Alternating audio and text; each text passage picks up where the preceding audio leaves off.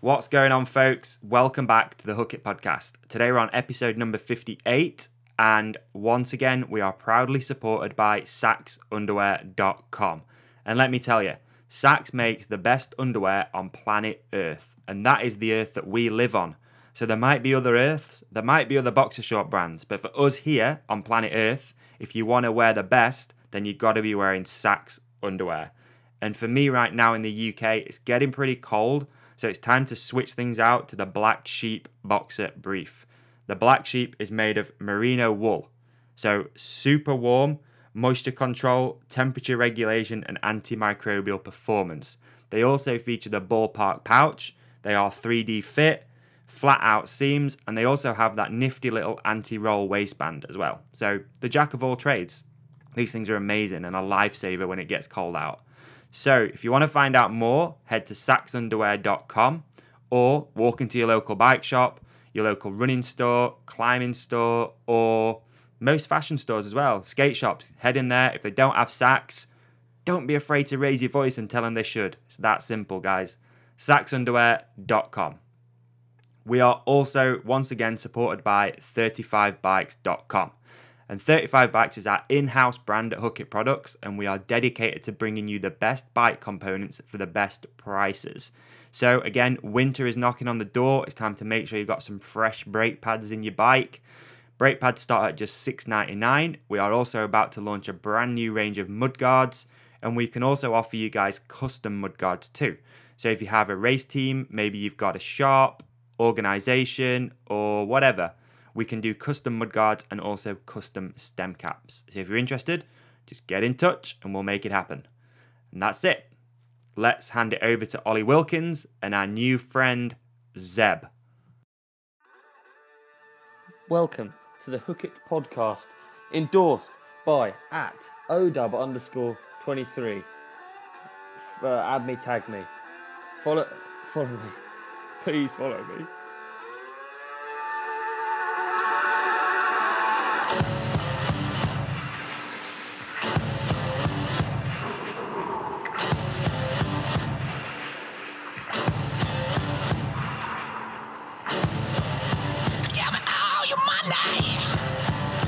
Keep very calm. Give me all your money. Try to count to 10. Little doesn't know it's about to begin. Push it too far, you're a killing machine.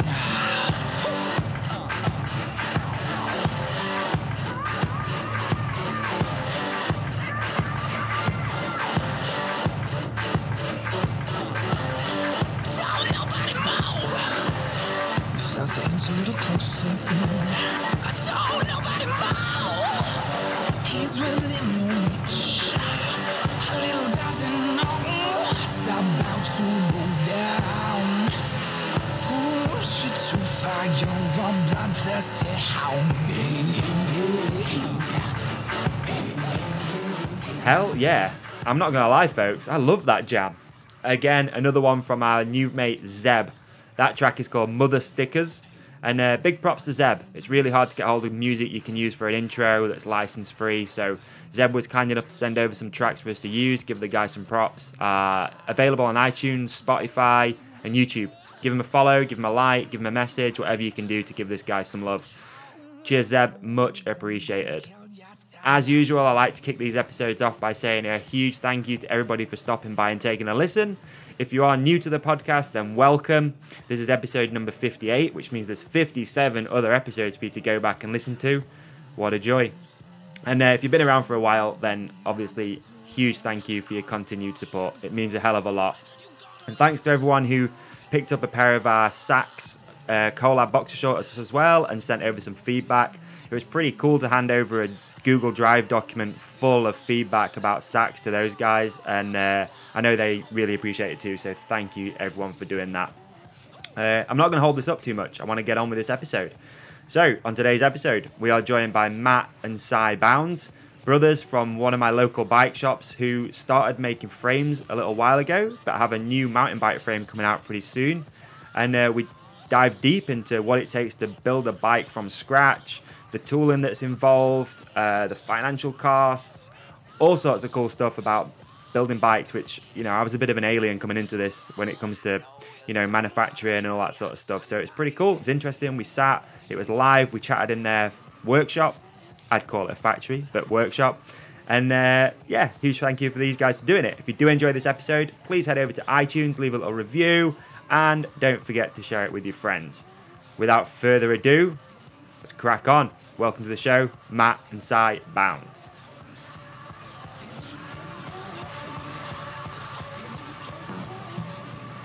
We are recording. Cool. Oh, I forgot I need to sit a bit close to this actually.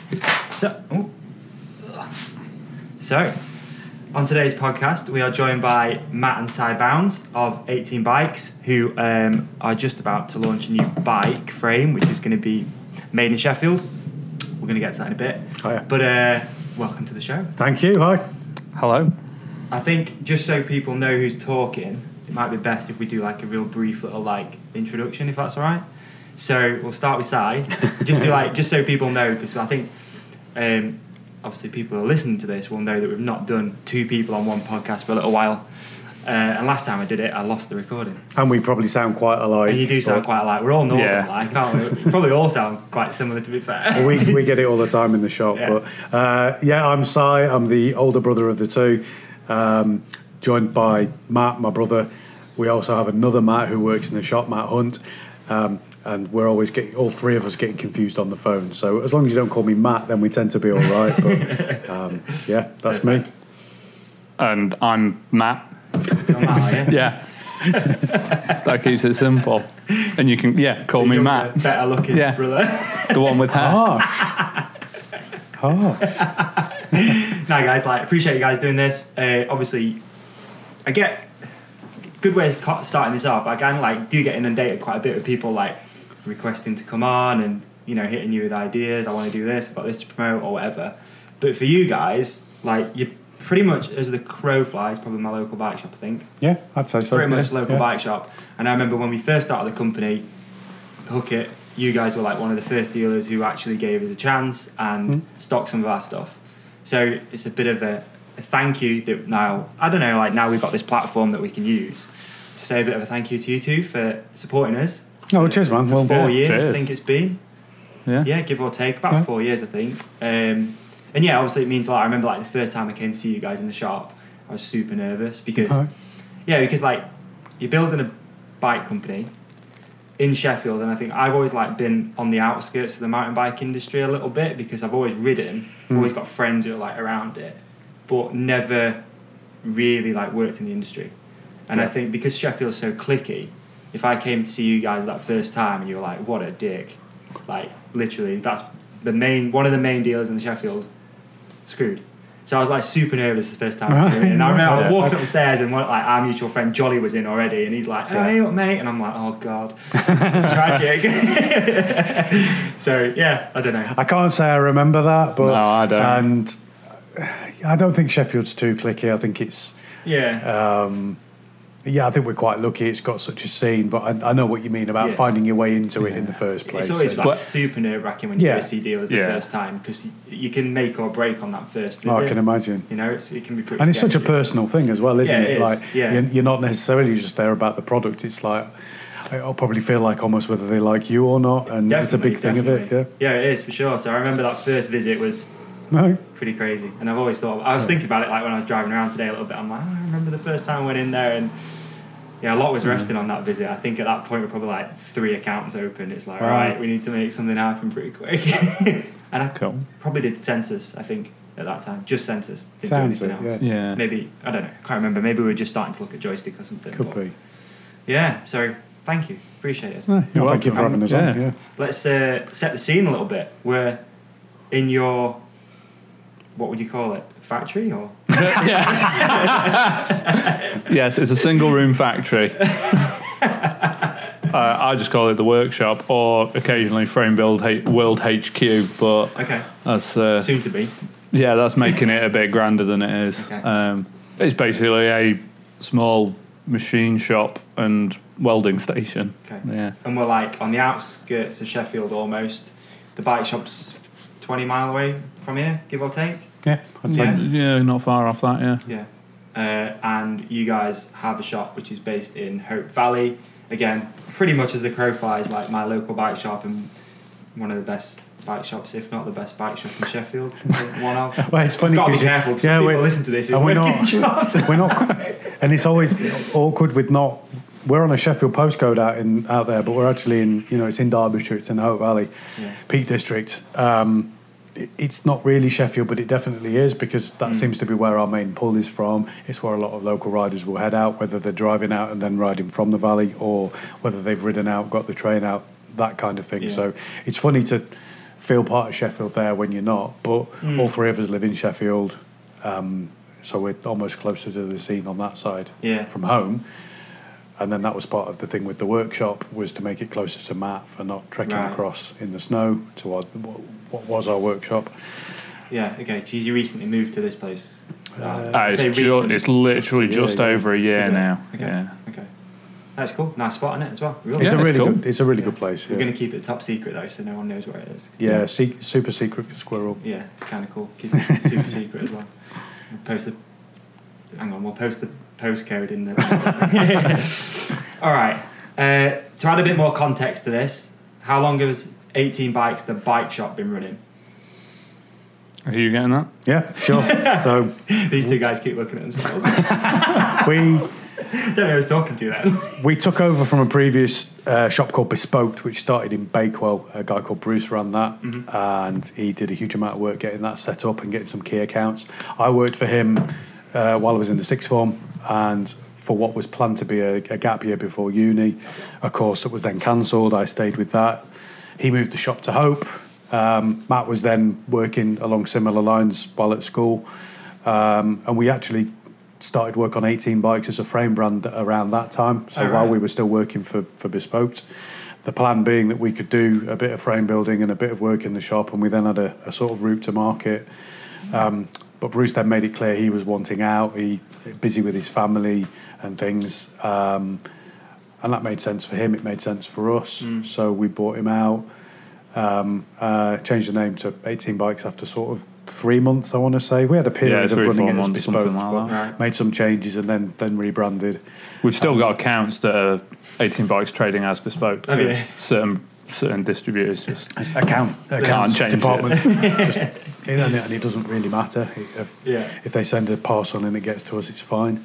And then so he'd moved to Hope and hadn't really made changes from what was a fairly wide ranging shop. With Bespoke, you did a little bit for everyone, and we quickly realised that it's much more mountain bike led in the Hope Valley, and made some changes, made a little bit more out of Santa Cruz, tried a load of different brands and things, more demo bikes, but unfortunately it meant that the frame building took a bit of a back burner. So although it's bubbled along, we've not made as big a thing as we would like to, and Matt in particular I would say would like to. Okay. How long's that, give or take, years-wise? That was 2006 we took over. Yeah. But interestingly, I found it the other day. There's a letter from our granddad up there, one of those little picture frames. That's when he sent us some money when we were like starting to set up the frame building. So before there was any talk of taking over the shop, and that's dated 2005. Yeah. So 18Bikes as a brand. I can't remember how much. I remember getting a check and it went towards that very welder. That's crazy. Yeah, it is. Yes. That's really cool. Wow. Yeah. And I quite like that family link. We've got that side, and then on the other side, so both on my mum's side. Sorry, but her mum, their family ran bike shops way back when we. Well, not that recently found out, but there's some great photos from sort of turn of the century onwards. Really? Cheverton's, the old firm. What was it called? Cheverton's, the old firm. They made a big thing about the old firm, and I don't quite know why. Because back then it can't have been that old. No. Okay. So did you both come out of school and then go straight into the shop, or not? Yeah. You did, both of you? Yeah. Wow. I was going to ask about like prior experience, because I think it's always super interesting to know, like, what have you done before you opened a bike shop, all that sort of stuff. Worked in a bike shop, basically. Really? And a few other, I didn't know that. and a few other small businesses at of similar kind of size and people, I suppose, folk with an attitude of doing it themselves or having a go kind of thing. Learned a lot from Bruce. I give him a lot of credit. Yeah, and he's hopped around other different work. He's now involved at Thornbridge Outdoor, right by the Monsell Trail, and he actually bought one of our ex-demo. We've got a bike called the Monsell named after that trail, and so it seems so fitting that he's on one of those and chuffed with it as well. It's really, really. He got in touch with the photo and said how happy he was. It was really cool. Really good. Cool. So I don't see him as often as I'd like, but yeah, it's really good. I didn't know that about you both though. That's crazy, isn't it? Because I think Matt's. I'm pointing at Matt. Sorry, it's like similar age to me, aren't you? You're 30. 31. 31. Yeah, I'm 31 as well. Yeah. So how old are you, Si? 35. 35. Okay. Or coming up to. Sorry. Yeah. Right. That's crazy. So, prior experience, Matt is obviously in charge seems to be in charge of frame building. Yep. Is that what you studied before? Was there always like a route to doing this, or? Well, my plans at school were to do engineering, but then to ultimately end up doing something with bikes anyway. Yeah. And it was when Si's uni course got cancelled that we started talking. And at that point, I hadn't even started UCAS applications for uni. Right. And it resulted in me just not even bothering doing that. Right. Because I saw how much everyone else was stressing about, like, writing a personal statement and all that stuff. And I was like, well, if I don't have to do that, I don't have to do that. And I always did better at school in the subjects that, well, like, what do they call it? Systems and Control Technology was the A-level, like, combined woodwork, metalwork, a bit of electronics and stuff. And I got an A in that, and it was the only subject I was any good at, really. Right. And I think that it just sort of showed me that going off and just learning numbers and stuff, I probably wasn't going to apply myself that well to that. Most uni courses didn't seem to be that hands-on, and I've spoken to other people since about their engineering degrees, and it seems like you don't get to make anything. Really? You get to design things, and you do all sorts of stuff, and then don't ever make anything. It's why we always laugh when someone comes in and says, I'm an engineer, and you're like, all right, that means you can't do things with your hands then. and so it all just sort of timed right that I wasn't that keen on uni anyway. I think it's technology and stuff seems to be advancing so quickly that unis probably can't keep up with it as well. Yeah. I was listening to something not long ago actually where this guy was a sound engineer and he was saying like he did it at uni and stuff. Well, that's what I was going to do, funnily enough. But now it's totally obsolete and you could learn all that stuff in like 1 week just sat watching YouTube videos, Yeah. And the technology can do a lot of things for you now. Yeah. I guess as well, one of the things with what you're doing with frame building is can you really advance if that makes sense? Surely it's kind of still, welding is welding, it's not. Yeah, in terms of the actual physical construction of the frame. There back end stuff, design. There's a few people pushing some stuff like Reynolds are working on 3D printed dropouts and stuff like that, but it's still like a marginal push. It's not like it's going to completely reinvent how bike frames are made. Ultimately, everything from the cheap crap in Tesco right the way up to what we do, they're still tubes that get cut and welded. Those fundamental steps are the same. How much care you take over it and how, what the materials are and things, that changes. But ultimately you can't reinvent that side of it. But geometry and other stuff potentially. Obviously geometry is a big thing. We'll get into that in a bit, but and why as a bike shop did you start making frames? Other than obviously you had already started doing that, right? Yeah, so that was the idea. The frame idea came first, and it was that we saw a gap that historically custom frames has been a very road thing, and there was a period where people started mountain biking and they couldn't get a frame to do what they wanted it to, so they had to get custom builders to make them. Right. So that's where all of the Dave Yates and Chaz Roberts, all those But we were seeing those sort of dyed in the wool roadie frame builders building mountain bikes that didn't really quite make sense. Yeah. And thinking maybe we can do something different. I always liked making stuff and having a go, and keeping it local, keeping it in house, not outsourcing. Yeah. Just doing it in a different way. That was how we saw it then. But it's a long time ago, and then the shop took over for a long time. Selling other people's stuff. There was probably Yeah, for sure. I know there was a sort of 18-month period where I barely even went to the workshop. Right. So where was that before? Have you always been in one unit before moving here? Yeah, so that other unit we were there for, we actually took that unit on before the shop. Right. By about, it must have been about 4 or 5 months. And that's over, halfway between Bakewell and Buxton on the A6, pretty much right at the highest point. So that was why we always got such terrible weather there. Yeah. And it was just and at that time, we lived out there, so it was convenient. And then as time's gone on, it's just got more and more inconvenient. Yeah. And hence the workshop move last year. Okay, got you. There's only so many frozen toilets you can handle before you... Yeah, it's brutal out there, isn't it? Yeah. I think the other thing is it's quite quiet. Other than the landlord nearby, and you wouldn't always see him day to day. Unlike here, where there's a few other units around and seeing other people, and I think that's actually quite a big thing for your mental health. And also not, but although you'll think I'm a complete fanny, but a couple of hours in the car each day, it got to me, and especially as it turned a manual day into then being a long day as well, and I just. Yeah, it was just taking its toll. It does, though, doesn't Whereas I'm 10, 15 minutes, depending on traffic, to my house now, so... Yeah, like you're saying, I think just being around people is it's good, isn't it? Yeah. I suck at working from home, I'm so bad at it. If I don't see someone for a few hours, I'm a right mess. I get anxiety, I don't know what's going on. I could never do that job ever, working at home. Yeah, I sometimes have it where...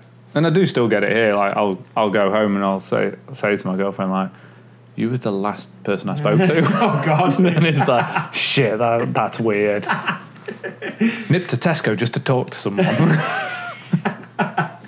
It's brutal. So, you guys pretty much split the jobs as far as the shop goes, but you don't really split this side of it, right? This is, from what I see, am I right? Yeah. This is pretty much all Matt.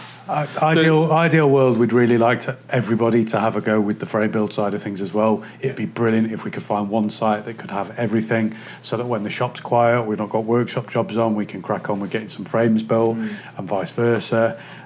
Sadly, it's not quite like that. Matt's been the one who's put in the time and effort, so he's the one who gets to play with machine tools and a welder. I can't pretend we're a bit jealous at times. You get customers instead, though, right? And at least it's closer for us to call in like today. So there's not. I try to think of any other shop that does it.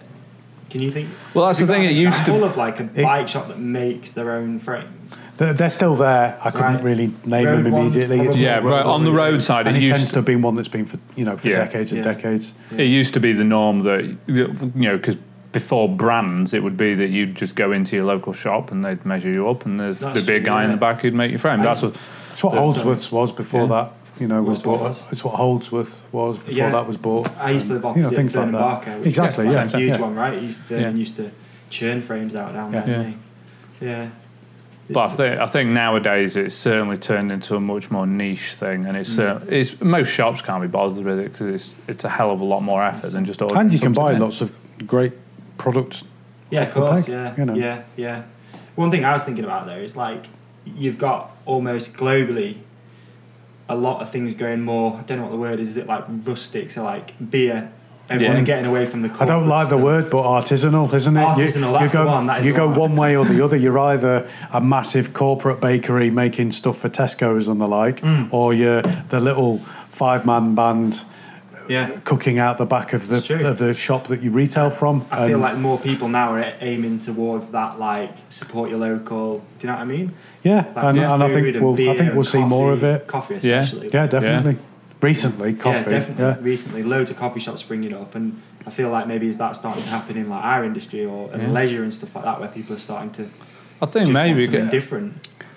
I mean, it's like, was it a Costa in what was FOP on Division Street? Yeah. The fact that has closed in the city, Sheffield city centre. I didn't know that. Yeah, that's closed. Costa's shut. Yeah, that one on. Why would you go there? Well, Steam exactly. Yard, Steam Yard. Exactly. Or anything. Yeah. There's loads of other coffee shops. So clearly, coffee works in that area, just not for Costa. And we're seeing it with some of the big chain bike shops that they can't sustain just going in and like we've got the biggest unit and we do the same thing in every place. I don't think people necessarily want that.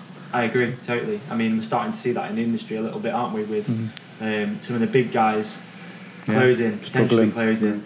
You know, I think it'd be interesting on a product side of things, because not to say that coffee and beer and those kind of things are easy to do, but we don't have tooling and knowledge for manufacturing a lot of bike products.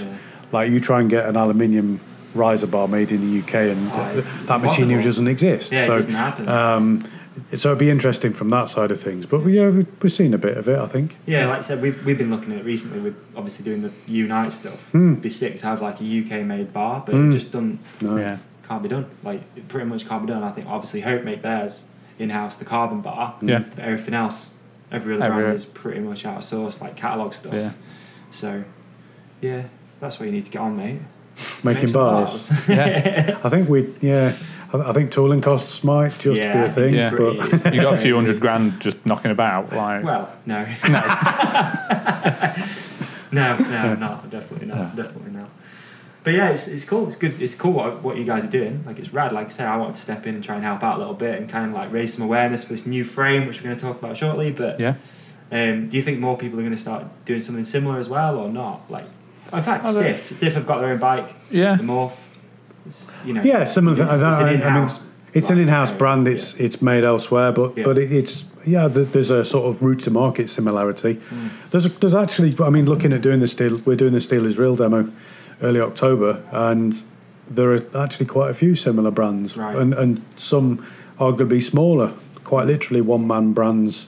Yeah. Guy who's made a few bikes for his mates, they've liked it, he sold a few, and it's really cool to see. Yeah. And it was great looking at the map, if you like, for the event as to who else is there, and that actually it feels like all of us versus your Treks and your Specialized, rather than feeling like, oh god, they're our enemy, they're our competitor. Yeah, that's cool. We're kind of along similar lines. Yeah. Well, and I think I said that because we were looking at where we were placed within, and it was like there isn't a bad position to be in, because you're just going to be with friends and with other similar brands, and and there's enough variance between the brands that it's not that you're viewed as direct competition to each other. And like if somebody turns up and they ride our bike and then ride someone else's and they go with someone else's, it's like fair enough, that bike was the right one for them, because there'll be someone that it's the other way around. So it's like you just got to accept that. Yeah,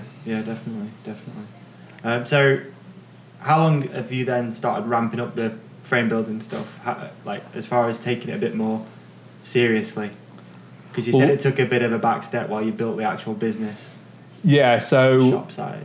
It was one of the main reasons that we took the other Matt on, which is now, we worked it out the other day, didn't we? Is that six and a bit, I think. I don't think it's years ago. Right. The idea there was that the time that he was spending in the shop freed me up to be back in the workshop, and then it then obviously took time for that to build, and it's ended up that predominantly the custom frames have ended up being pinion gearbox frames that they're unusual because hardly anybody builds around them, so we seem to be quite well known that we do them, but it does mean that there's a lot of work involved because every frame is so different. You can't even use a previous design as a starting point. You have to it's blank sheet every time, and that was one of the things that got us thinking about trying to do some, we're not talking huge batches, but some batches of frames that are the same, is just to eliminate that step. Like do the drawing once And then, is it like, how would you have a custom customer? Is it all back and forth, like email? Do you sit and have a chat? Do you have a coffee? Like that depends on where they are. Yeah, some customers do come into the shop. Some I don't meet until they come to the shop to pick the frame up. Right. That can or be bike. Obviously the hardest thing. Like the business I had before was dealing with customers who were having something custom made with the camper vans, and it was a nightmare. Like, because what they've got in their head is so different to what you're probably going to deliver. Yeah, and not you in have a bad way. and there's different, and they're like, oh. And it can be difficult to communicate when you're the one making something, explaining it to someone who doesn't know how or the process, that you need all of those answers before you can start. Yeah. And that's what's delaying things, and a lot, like you say, a lot of back and forth, and so time. The product, I don't feel, was too much of an issue once you've got the details finalised. It was getting the details finalised, and really difficult to charge what it actually justified for time. Yeah. So we're not saying we'll completely sack that, but also being primarily mountain bike led, the pinion stuff seems to be more sort of slightly off-road touring type bikes, not our main mountain bike market in the Hoe Valley, so we wanted something that ticked that a little bit more. Right. And it kind of felt like folk weren't really after a custom, Cottage Soul is a perfect example. Folk love them, love the beefy. They don't want a custom version, but they might like the idea of something similar but UK made. Got you. Yeah, that makes sense. Okay, so up until now, what custom bikes have you done? Not one by one, but have you? How many? No, like I don't know the numbers. Have you had like a range then? Because I looked on the website, 18bikes.co.uk, and you can see obviously you've done like a few mountain bikes as well. Yeah. I mean, carbon back end. I think is that a carbon back end? Yeah, so that's my personal frame. I've seen that somewhere. People may have seen that online in various places. It's a custom front triangle for a Saracen Killy Flyer, right? And so that's very much the longer, lower, slacker thing. Right at the time when Chris Porter was doing all the geometry and stuff, I happened to be thinking along the same kind of lines and ended up with that. So I mean that's probably one of the most unusual things that I've done. There's a lot of complicated stuff where, again, on the design side, the actual fabrication wasn't that bad really. Right. But yeah, we've done some fairly conventional mountain bike hardtails that have got a pinion gearbox in them. We've done, like Si says, a lot of sort of off-road touring-y type things. So maybe drop handlebar, a big 50 mil tyre, and lots of mounts for all sorts of things. But it has been a real old mixture, and that's the problem, is that there was no real pattern. There's no pattern. So no continuity to it. So we sort of started. We called it the workshop series for these off the peg models, and it was 18 months, 2 years ago. We first trialled that with a model called the Blacker, which was a mountain bike frame. Right. And a model called the Monsell, which has continued. And the Monsell's done really pretty well for us, in dribs and drabs, I suppose. And what sort of bike's that one? So we call it a mountain biker's drop bar bike. A lot of folk will call it a gravel bike, but it's a mountain biker's road bike. You could do a bit of touring, a bit of road training, stick some cross tyres on it. Just a great all-rounder, really. Named after the Monsell Trail, because that's the type of surface we imagine people using it on. Yeah. The Blacker did slightly less for us, but we think that's partly due to not having demo bikes and things like that, and partly at the time we had other brands offering similar things that we were selling in the shop. So that's always been our slight difficulty. Of course, is that overlap? Major brands in the shop. Yeah. If you want, is that how you usually sell most of the custom stuff? Then it's like someone comes in and goes, I want that, but a bit different. Because that's the problem. We can't have anything in the shop that shows a custom frame, because it doesn't show what that particular customer's wanting. Wow. So, and like you say, it's that thing of them imagining it and they send an email to make that happen. Right. It's usually email, That's pretty cool. Yeah. Isn't it? It just makes it very hard to sort of advertise it and encourage, particularly in the shop. There's a lot of fairly regular customers possibly aren't aware that we offer it, because it is so difficult to merchandiser. Word of mouth and exactly. Again, going back to like the business I had before, like it was almost impossible to sell anything at first because we had no images or anything. We haven't made it yet. Do you know what I mean? We can do anything you want, but we haven't physically done it yet. We need to do a few so that we can then show what a few look like. We can do and stuff, but it just took time. It was a nightmare. But yeah, and that's what it was for us again. It took time for that to build. So yeah, it's definitely not easy trying to advertise that kind of work. So there's a lot of it through like website traffic and just and trying to show examples. So we try and keep on top of news stories for when we've done one of those and get better photos. That's difficult, just to at least show the ones we've built before for people to get an idea. Because sometimes you can give someone a blank piece of paper and they've got no idea what they want. But if you show them another bike or two, they can say, "Oh, I like that one, but with this change, with that change," that kind of thing. Yeah. So you alluded to before about obviously the new bike, which is about to launch. Two new bikes. Jesus Christ. Two different wheel sizes. But that's so 2 new bikes. What initially brought on the idea to do it? You've said before about getting something more continuity. Is that's the right word, isn't it? Yeah. I have a it was a couple of things. At the beginning of this year, so we've been a Kotick dealer for a long time, and they made the decision that they were going to go direct only, not have any dealers. And it came a bit out of the blue for us, but it basically got us thinking. And so we were looking at doing other brands, and it brought us back to the Blacker and whether we could do something similar, whether that should just be, Taiwanese produced. We didn't like the idea of that because it's not very us. It wouldn't have fitted with the rest of what we were doing. And we kind of we came back to it that that's one way that we can sort of fill that slight gap. It's not going to be a direct comparison. They're obviously a brand that our frames will get compared to, but it's sort of slotting in there. Where that's left. But also combined with having, at that particular time, there were several of the custom builds that had been particularly trying. Right. Put it that way. Okay. And delays with all sorts of, when you're making each frame differently, you can't hold a lot of stock of tubes and dropouts and things because you don't know what you're going to be using. Right. So it meant that we were always waiting for deliveries on them, and then the paint process we were using, he's good, so he's busy, so it tended to be slow.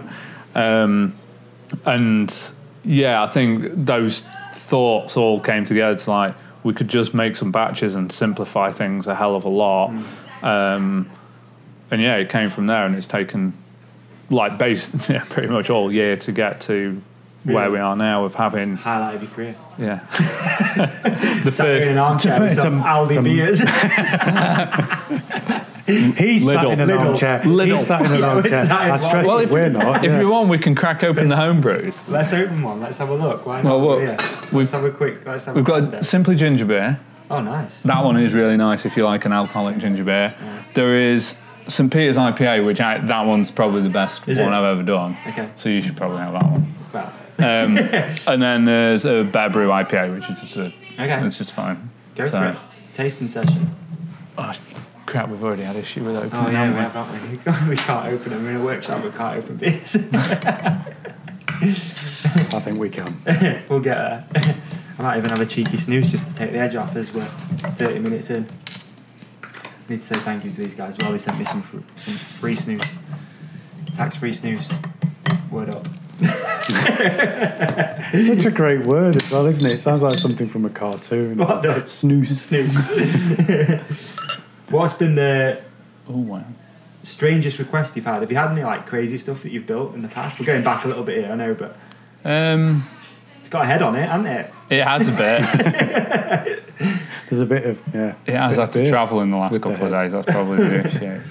I think the weirdest one was we did a race runner for a woman with cerebral palsy, so it's like a 3-wheeled thing. I actually saw that. Yeah, that again, it was a really good project, but ultimately, if you look at it purely from a business point of view, it made no sense.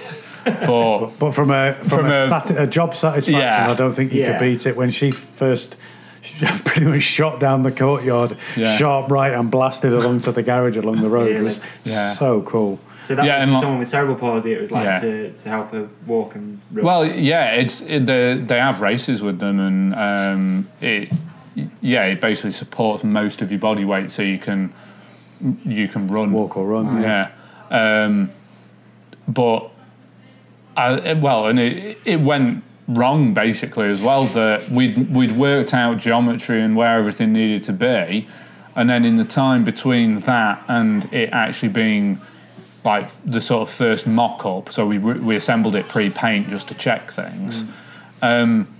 She'd improved her flexibility and strength and things so much I had to cut it in half and make it longer. Really? Yeah. So it was pretty crap of like, all that work and I've got to cut it in half, but it was the best reason to have to cut it in half. Yeah. So you can't be mad at that, that's for sure. No, exactly. Go back in time.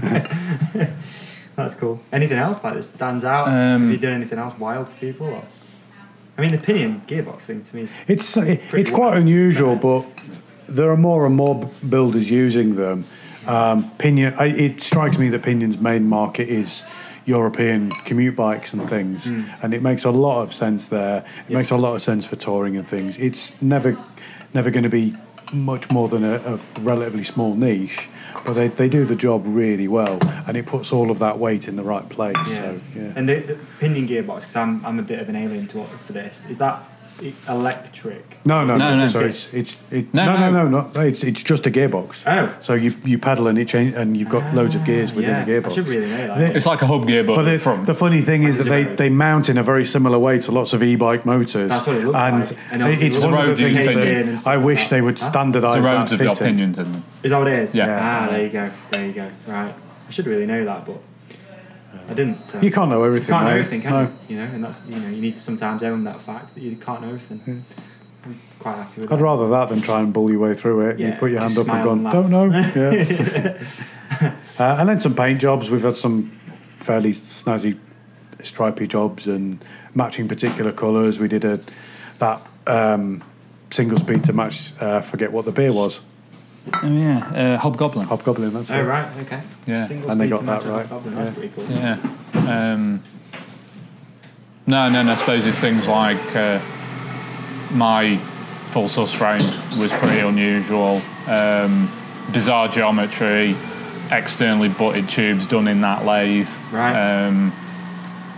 And then, a weird combination of fillet brazed Reynolds 853 with a carbon rear end on it, which I quite liked. But I want to talk to you about grades and stuff like that shortly. You Okay. just reminded me. Because again, like, I'm such an alien, like most people probably are, as to like what bikes are made of, why they're made of it. Do you know what I mean? Like, I have no idea. Like I joined that Steel is Real. they're the same one. I was going to pour that into there. Oh, okay. Because otherwise I've not got glass for it. It's I joined that Steel is Real Facebook group, just for research purpose, a little bit for you guys, but also because I was quite curious what was going on with all that stuff. Yeah. And the amount of tech talk that's in there is like, it's beyond me. It really is. I'll be honest. Like, I've never been that. It's a Facebook group that I don't think I'm party to. No, I'm Really? not. You're not in it? I'm It's huge. I'll be honest. I don't There's do like much. 9,000 people in Don't do it. much Oh, with God. Facebook. 9,000 bike Try not to, dogs. I but- better get there. They're just calling for you in there, man. Yeah. No, it is. It's like 9,000 people in there or something. Right, wow. Just chatting steel Bikes. Yeah. Steel stuff. Yeah. So it was a bit of a, I don't know, it's like I walked into Eye-opener. like a Fortnite Facebook group or something. I don't know what was going on, but yeah, it's interesting. But I will get back to that. Okay. Yeah. Up until now, what's been the hardest part of having the custom bike building thing, other than like you said about people's expectations and stuff like that? But I think it's the branding and marketing of it and Finding getting known time for for that, it. yeah. It's a thing that's difficult to do, and because you've not got, you don't have a big delivery that's got every size and every colour that you take pictures of, and then put it on your website, and that's it. Your website's populated. It's like you said, you've got to wait until you've got stuff. I'll read this out to you. It's kind of cool. I had sent a text message yesterday to Jordan, who owns SAXX. You'll know those guys, right? Yeah. SAXX Bikes. And I know of them. We don't. I've not met them yet. You don't know, But but we'll Jordan's see them. a good dude. We'll see them at that event. That should So I be basically sent him the shortest text message, and just put question: if now you could go back in time and tell yourself one thing before you started SAXX, what would it be? Took a while for him to reply, but we got there in the end. And he said, for a small brand, it's not important to do. For a small brand, it's not important to do trade shows. Don't know. For me, I'm on the fence with that one. I think you've got to be out and show people. We've had mixed results at shows before. So same. Don't know. He said it's not important to have a race team. Not important to give anything away. But it's not important to spend money on print or advertising. Which, not important to spend money on print. I would probably agree with. Yeah. Advertising in general, you've got to do something. Yeah. And even if that spend isn't actual money, just spend time on it. You know, your own. A website that's got products on, that is advertising. It doesn't matter. You know, if you don't pay for an advert in MBUK, you've still got to have your website is showing it off. That's the main thing that people are going to see.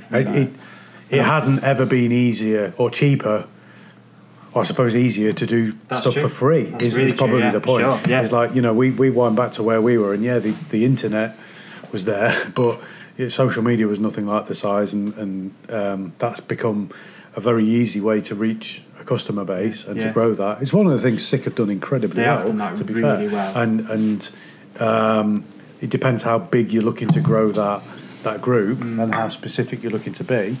But shows, I'd possibly agree with you. I think it's probably the trouble is exactly, and so us doing cycle doesn't make sense. Us doing steel is real totally makes sense. Totally doing Eurobike next year. Oh yeah, for sure. Huge booth. 20 grand or whatever there is. Just sink it in. Just go at it. No hotel, just camp it. Yeah, like most people. But I remember the first time we went to Eurobike, we did it in a day. Drove there, drove back. That's a mission. That's commitment, right? We had a massive moment on the whatever autobahn it was on the way out there as well, where Mark lost control of the van. And, oh, Christ. It was wild. We're like, we're dying. We're dying, 100%. We're dying on way to Eurobike. I saw a car. Funny enough, I was moving a car, but following a car transporter last week, and that got a little wobble on in that wind, and that was scary enough. Watching somebody else with it. It's gnarly, really gnarly. All right, so I guess we're sat here in this cool factory. I know people are going to be listening, but I'm curious what equipment's in here. Yep. I'll let Matt talk this. Mate. I'm going to keep my mouth shut. I can, but he's totally going to geek on it. Yeah. Which one? Have you got another hour? Well, that's the ginger one, so Okay. that's love or hate. So if you want to have a try of that and then make a decision, then that's just like a nice IPA. After you, mate. What's in here? Right. Oh, it's nice. Sorry. It's nice. Really nice. Well, it's basically old tools. Generally, the older stuff is better made. Right. The only thing really that we've bought brand new was the TIG welder. But essentially, probably best if I talk through the process from start to finish. So the first thing is doing the drawing, which we use BikeCAD, which is a piece of software designed specifically for designing bike frames. That can then output all of the information I need to set up the jig, which is that big black thing. So that holds the tubes in the right shape. So I'll set that up first. There's some bits of the frame go straight into that, like bottom bracket shell and the head tube. But then all the other tubes, they'll get marked out for where they need to be caught based on the butt profiles, what holes need drilling in, like a seat tube slot, all that sort of stuff. And then most of the work is actually done with the milling machine. So the bit that's got its back to you with the little red angulometer on it. That's the back, is it? There's a vise on the other side of that holds the tube, and then you can probably just about see a hole saw pointing straight out the front. So you put in different size hole saws. I don't. Yeah. Just this one. I think he can view it. I'm not sure he can see it. If you know what I mean. You basically use a fairly conventional hole saw like you'd buy from a DIY shop. Yeah. We use some fine tooth ones, but it's the same kind of thing. Cuts the shape so that the tubes mate to each other. Right. And that can be set to the right angle so everything works, and BikeCAD tells you what those angles are, what the lengths are, slots back into the jig. It gets tacked in place just like a few really short welds on each joint just to hold it all in place. Then I pull it out of the jig and it gets welded fully on there. Right. Then all the smaller bits and pieces like bottle bosses and cable guides and things like that, they are brazed on, silver soldered on. So that's using an oxyacetylene torch. Right. And literally silver filler, 55% silver filler rod to just sweat them on, and then they're then part of the frame. Okay. And we use stainless points at all those as well. You don't want rusty bottle bolts. No, you don't. Nobody wants that. Okay, sounds pretty simple. Ish. Yeah. When you explain it, yeah. You know what I mean? Obviously, looking at all this stuff, yeah. Most people probably wouldn't know where to start. No, I certainly wouldn't. Okay, I think I'm kind of keen to try and like dissect that roadmap a little bit. Yeah, I think that's kind of cool. But maybe first we should just explain about what bike it is that you guys are building. Okay. Because we've not really talked about that yet, have we? We've done like the history of it, like you guys, and like cool stuff. But like this side of it. So what bikes have we got coming out? So there's two models that are essentially the same frame in a 27.5 wheel and a 29 wheel. Okay. They are kind of what we would view as the ultimate all-round steel hardtail. Do everything. Just built to be ridden, not really for anything in like specific. Right. Like I said earlier, it's partly to fill that gap left by Kotick, but we've sold lots of Genesis frames over the years as well, and so we've learned like that fine line that people tread between thinking they're super rad and need a frame that can do all that, and then the reality that they're super bad, possibly not as rad as they like to think. Yeah, and that whole just going on a ride thing, not super ridiculous focus to a descent and no fun on the climb. Longer and slacker with a steeper seat than a lot of stuff has been, but not to the super extremes that some brands are pushing it to. Just something that you can get on and have fun no matter what mountain bike ride you're doing. Cool. And I think no matter how much we carve it down into niches, most of us go out for a ride for a few hours and we go up hills and down hills. We do trail centres and natural bridleways and things like that, so something that reflects that. And then a choice of wheel sizes. The other bit, sorry to sort of take over, but was sizing wise. So rather than naming the sizes by small, medium, large, XL, we wanted to try and encourage people to question sizing a little bit more, because one of the things we've learned through the shop is that a lot of folk will fit a couple of, and this goes across all sorts of brands, you typically fit a couple of mountain bike frames anyway, size-wise. Right.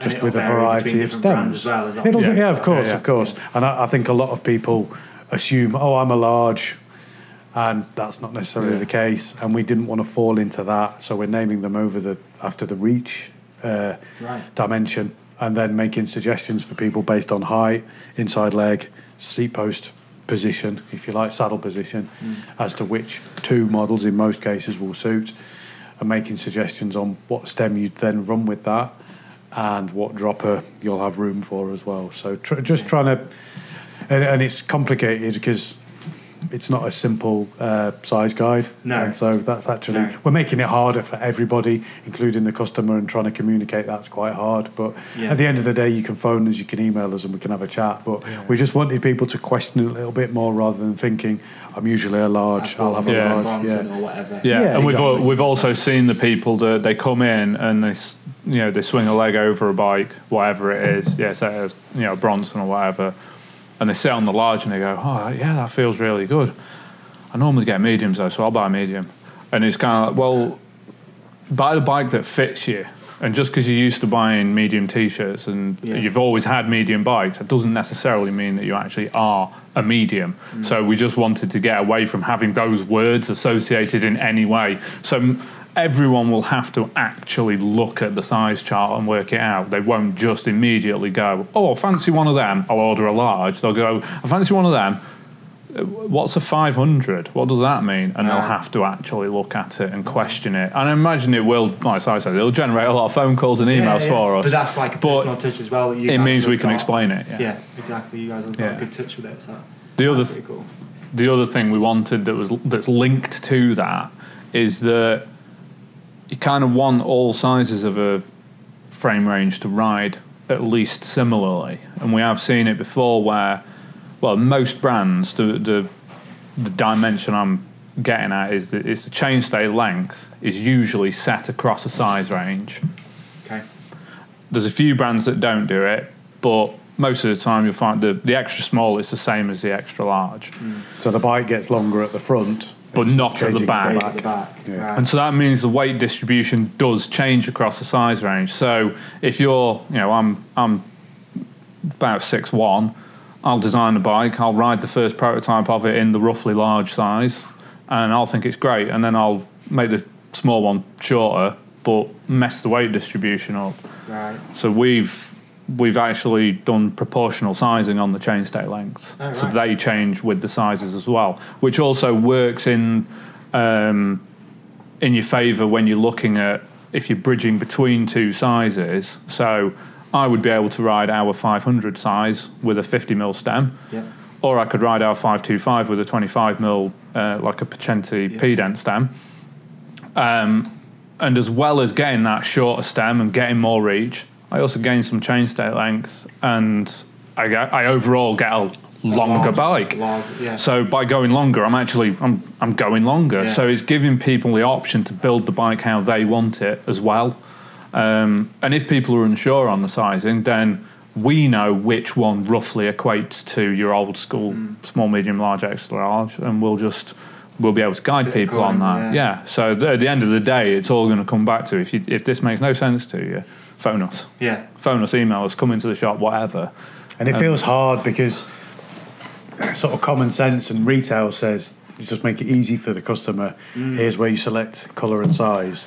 But actually we're trying to make people question that size thing. We're making it harder for them. Yeah. It doesn't really make business sense, but I hope people will understand where we're coming from with it. And it also sets you apart. It's something we're trying to do differently because there are so many good, like we were saying about the Steel is Real demo, there's loads of brands there that all make great frames. So why make something the same that just says 18Bikes on it instead? Yes, of course. That makes it hard for the customer as well, because then why should they choose our frame? So we're doing some things differently that means that yes, some people will be put off by it, but hopefully the people that get it. And I think it's good to talk to people, and if we can encourage that, that's lost, right? It is, totally. We'll all stick a comment on a social media thing, but actually a little bit of either even just an email, that seems to be disappearing. So, dude, I totally agree with you. Yeah. Totally agree with you. I guess you can kind of draw that correlation as well with the whole podcast thing. People have got more time or want more time to sit and listen to stuff and go deeper into stuff rather than just having, like you said, a bare I'm a small, I want a black one. Yeah. And you just feel like you're just buying another unit, another number, another profit margin or whatever it is. So yeah, that's pretty cool. I think you're probably going to make a lot of work for yourself. But it'll be nice work then, right? It'll be, It'll be and that's all learning, isn't it? You're then learning off riders, and they're the people who are buying stuff, and you want to make it right for them, so learning off what they're thinking. Because we can look at it from our point of view, it's always interesting to see the other side. That's one of the great things about the shop side of things, is that as well as being a bike brand, we're a shop selling other people's brands, so we can learn from all of that and think, oh well, that's how they do it. Well, I'd like to do it like that, or pick the best bits out of everything. Hopefully. Yeah, for sure. I suppose another slightly odd thing, and case in point in that we've learned, particularly in the last couple of years, everyone's seat tubes are way too long. Right. People can't fit droppers that they want to in, or they don't have the option of sizing up because then the seat tube's long and they can't fit a dropper in.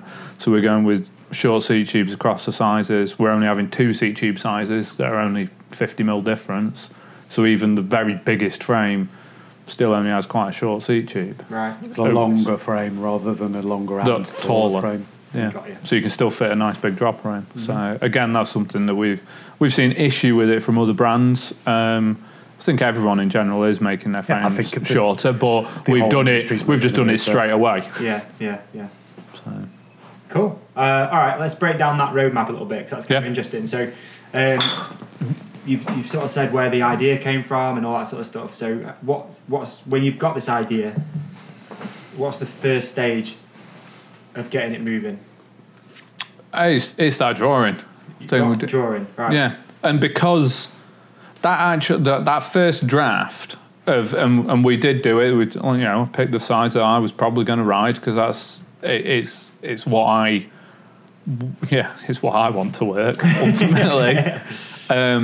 And so we did do just that one first drawing of like, is this along the right kind of line? And sort of set that outline of how the sizing would work.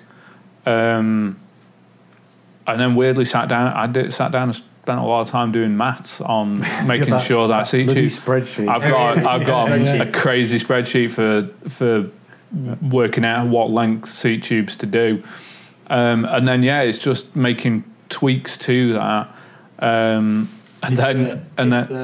Is there like an idea in your head already of how you want to ride as well, though? We've got a good idea of how the nice thing about a good steel hardtail is that you've got to do something pretty wrong to make it ride badly. They're all good. So we knew what we were wanting sort of handling wise, comparing to other stuff we'd ridden, and just going off that experience of either the custom side, the Blacker, selling the Kotick, selling Genesis, all of these, other stuff through the shop. Other stuff, the bikes that people are riding, the stuff that we end up working on. Yeah. We've got that pool of knowledge that meant that, that first draft actually fell together quite quickly, because he kind of knew where it needed to be. And because we weren't trying to do something groundbreaking, it wasn't, oh God, we're going to have to make one of these, see what it's like, then make tweaks, then do it, and go through 20 iterations because it was so bizarre. My full suspension frame definitely taught me the limits. That's longer and slacker. And so sizing-wise, in terms of that reach dimension, it's the 525. It's what is now going to be our biggest frame size, but it's a 62-degree head angle, so it's really slack. The front end's too long. The rear end is slightly longer than it was on the Saracen front end, but it's still not. So the weight distribution doesn't really work on it. It is fun, but it was done as a learning exercise as much as anything else. And so, basically learnt a lot from that, and that drawing, like I say, kind of fell together quite easily. It was then doing all the other sizes, and then also translating that into a roughly equivalent 29er version as well. And then we had quite a long time waiting for parts to arrive to be able to make the first two prototypes, which are the ones that are at the powder coaters now. Right. Have you prototyped already once then? So no. These hardtails always... No. These are the first prototypes. So it sounds cocky, but we're pretty certain they're going to be fine. Yeah. But the advantage with being so closely connected to your production is that if they're not, we can change it really easily. Right. So I certainly don't. I'd be surprised if we make any changes, but I certainly don't foresee any major changes. Tube set and all of that kind of thing is absolutely nailed. And I think Matt's done a pretty cracking job on the looks, the actual silhouette of the frames, because it's quite common to, particularly small frames, look really cool because they look chunkier, and mediums typically is a photo bike, but actually I'm saying small and medium, I'm falling into the trap I don't like, but even our longer bikes. That's the problem. I've still got the bike CAD drawings are all labelled as like 650 medium, 650 large. I need to change them. Yeah, you do. Just in case anyone picks up on it. You know what people are like, someone's gonna notice it. But I think, we might end up tweaking things like cable routing. And again, it's sort of like if we do the first batch and all the customers turn around and say, oh, it needs another cable guide here, or it needs this moving wherever and whatever. It's like the next batch changes, whereas the conventional Taiwanese production means that you've already ordered the next batch and it was the same. So you've got like 3-month order cycle probably. More. It just means that by the time you've decided to make a change, it's probably like a year later. Yeah. Whereas we'll be like, all right, the next ones will be different then. But I'd be surprised if there's anything like that because of what you've learned from everything else. I know it sounds cocky. I don't mean it like that. No, not at all. It's good.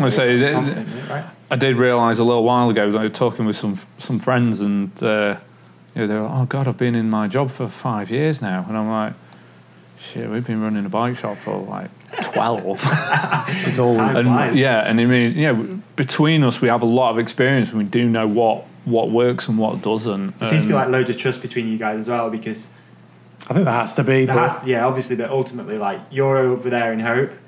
You're here just making crazy stuff for yourself. I don't know. Fixing his car, from what I can tell. It's that motorbike. Or the motorbike. Motorbikes and playing around. But there seems to be quite a lot of trust. Yeah. But I'm guessing that's going to ramp up as well, like what you're doing. Yeah, I think it's ready to go. Yeah, so the idea is that we're going to try and get a few people maybe to pre-order, work out what our first batch is going to be, get them sorted, and then hopefully over time we will ultimately aim to be doing tens of things. Right. And that's where up here it is going to change, that they'll end up being boxes of down tubes and then boxes of top tubes and whatever, just sat around either waiting to be cut up, just being processed, and then I'll probably end up sitting down for a couple of weeks and welding them all together. And it's that side of it. It's definitely going to be a learning experience because we've not done batch production like that before. Do you think maybe there might be a need for somebody else or something like that too? Potentially. I'd like to get to that point, but that's a little way off. Yeah. There's certainly a lot of capacity. Work 20 hours first. Yeah. I'll work all the hours I can first. Yeah. There's room for a capacity improvement, like just with me and the space we've got, and before we need either people or more room. And there's also tooling stuff that would help with that. So once it's been sort of proved to work, that's where we can sort of reinvest, and that'll then speed the production up, which will save my brain and fingers. Yeah, for sure. What's one of the things that you think people overlook with this whole making a bike from scratch? What's like the hardest thing that you won't even like think about? I suppose it depends who you're talking about. I think the thing that, going back to the conversations with customers, the thing most of them forget is that you can't just have really short chainstays and still put a triple chain set on and run 3-inch tyres. Right. Everyone forgets, you need a tube to go through that gap. That space, I think from and compromising. You can't always have everything, and from seeing other brands' frames, I often feel that cable guides are left as a almost an afterthought. Yeah. They've done their frame. Oh crap! We've got to fit hoses and cables, and they just sort of scattergun them on. Yeah, they get a machine gun and fill it with cable guides and all over it. I think that. I like drilling as few holes as possible in a frame, so. That. Not cheese grating it up. Yeah, exactly.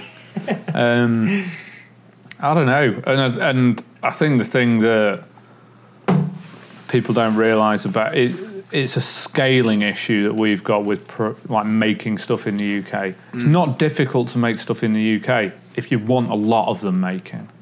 If you want ones or twos of things doing, that's where it gets difficult, because no machine shop wants you to work when it's.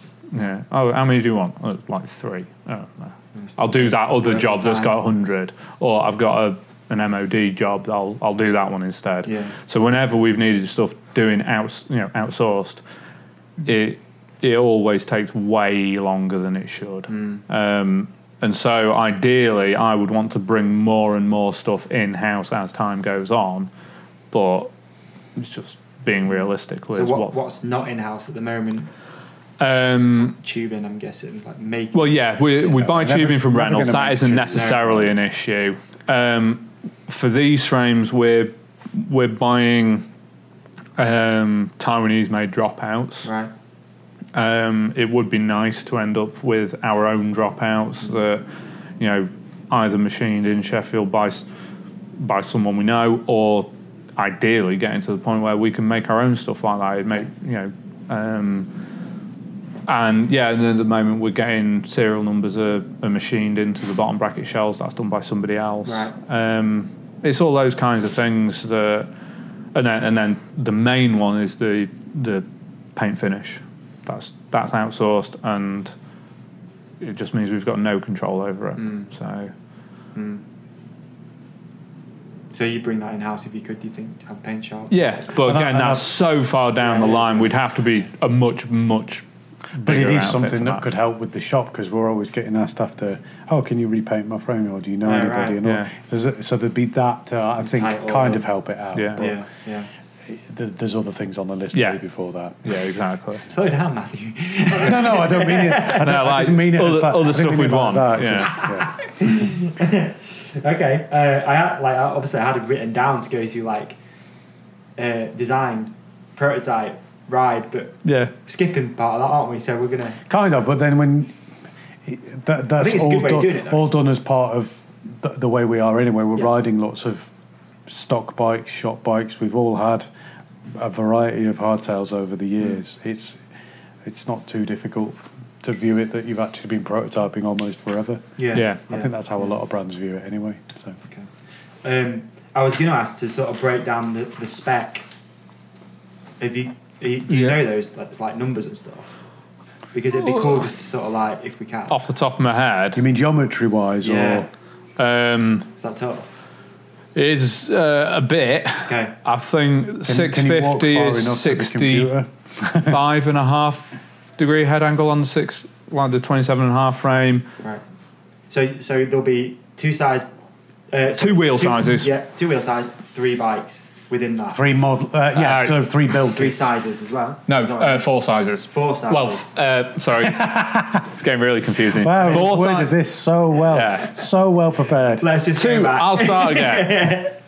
2 models. Yes. One 27.5 inch wheel, one 29 inch wheel. And what are they both called? Number 7 and number 9. Beautiful. The number 7 has 4 sizes. Right. The number 9 only has 3, because we kind of view it that smallest size 29er is too much of a compromise trying to squeeze the big wheel in. So we're not making it. Okay. If someone really wants one, we'll make one. But at the moment, if you're out there, we'll make. Yeah, let us know. And that's we're flexible on that kind of thing. Yeah. I can't remember head angle numbers, because it's one of the things that's sort of constantly frustrated me. It's the one everyone works to, but I've actually done our geometry chart that's going on the website is in sort of descending order of importance in what I think of as the dimensions, and head angle's like 3/4 of the way down here. Really? Because I've started from reach as the important measurement. Okay. So we're sizing off that. Yeah. Front center, which if you're setting the reach as a fixed dimension, your front center and head angle are then the variables. So depending on which one you're looking at, one of them's fixed and one of them just ends up whatever it ends up at. We've gone for round numbers on the head angle because people are used to looking at that, and if you put a 5 decimal place head angle on a size chart, everyone's going to think you're crazy. So I'm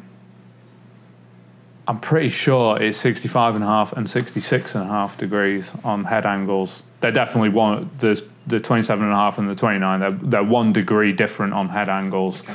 But the front center was what I was looking at to calculate that. I've then used that front center combined with what my thoughts on weight distribution are to generate the chainstay lengths. So they're not I didn't go, I want to have X length chainstays. Right. It was calculated for each size as a maths exercise again. Yeah. So again, some of them aren't obvious round numbers, and that's why. Yeah. I mean, So yeah, unfortunately, that means that for every size, I can't say the chainstay lengths are not short. We're definitely not going for that. We're going for general balanced all rounder, and so they're mid-length. But it does mean that the big sizes look like they've got really long chainstays if you take that in isolation. And that's the main thing I'd want to get across to people is don't ever look at anyone's sizing or geometry charts and just look at one number and go, because you could look at ours and go, that's got really long chainstays. But you need to look at the bigger picture and look at it all as one combined thing. Okay. Do you think that's something that people have got hung up on, trying to get slacker? A little bit. Or you see it on forum posts of like, what longer, slacker hardtail should I buy, or that kind of thing. And I think there's a bigger picture to it. And also the fact that for some folk, that going for those super extreme, super slack, super long, that's the right thing for some people, but it's not for everybody. It's why I think we're really lucky at the moment that we've got such a variety of stuff out there. And I'm not just talking hardtails, I'm talking bikes in general.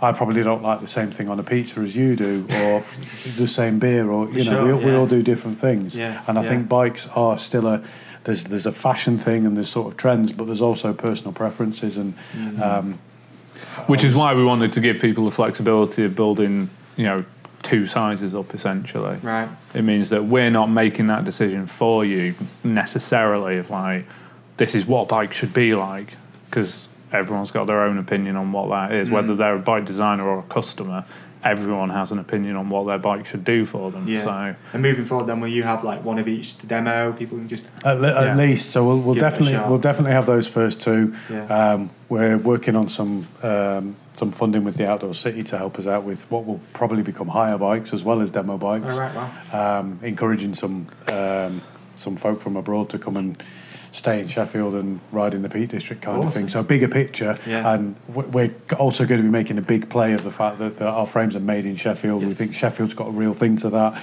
There's a made in Sheffield branding that we've... Yeah, how did you... Well, it took a while, but we've got it. We hit a roadblock with that, I'll be honest with you, because we wanted to do it on the mudguards. Right. Made in Sheffield. Like, that's pretty sick. So I think the issue with the Made in Sheffield guys is that they're all part-time, and once you realise that, it's fine. You just have to nudge. Right. And it's not to belittle them in any way. I think they do a cracking job, but the timing also fell badly with the guy came and visited us and was dead cert he'd put it forwards and we would get it, but it still had to go through the committee.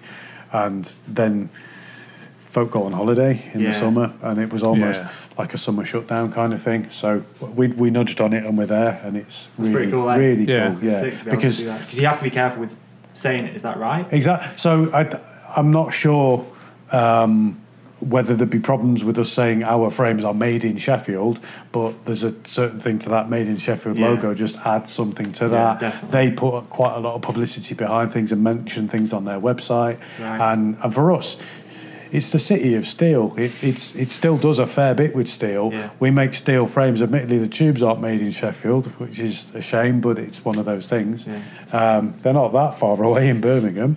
Yeah. Well, some in Italy, but